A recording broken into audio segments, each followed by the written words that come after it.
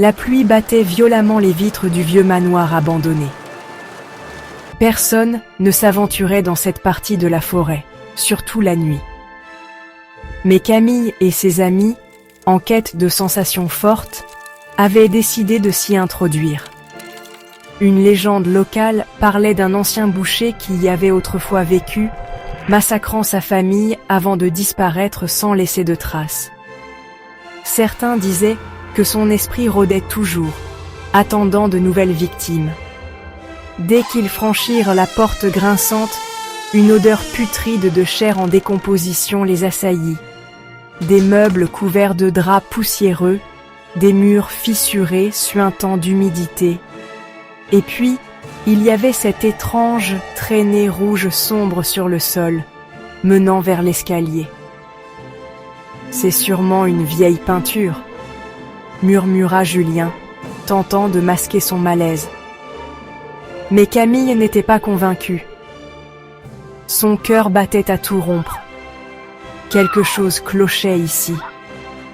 Ils avancèrent prudemment dans le couloir, éclairés par la faible lueur de leur lampe torche.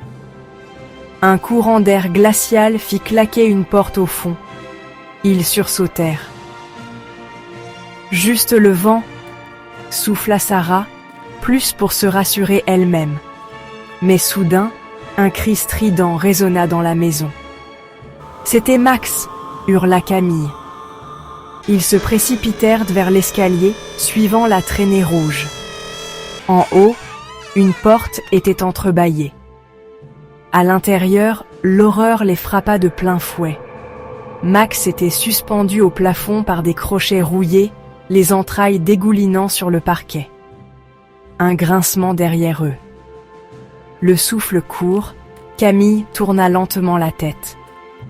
Dans l'ombre du couloir, une silhouette massive se dessinait. Un homme grand, vêtu d'un tablier de boucher couvert de sang, un énorme couperet à la main.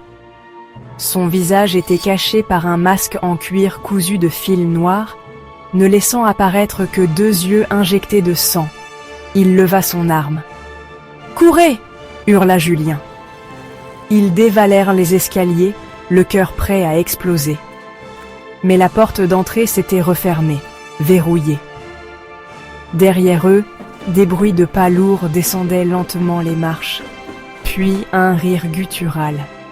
Le boucher aimait jouer avec sa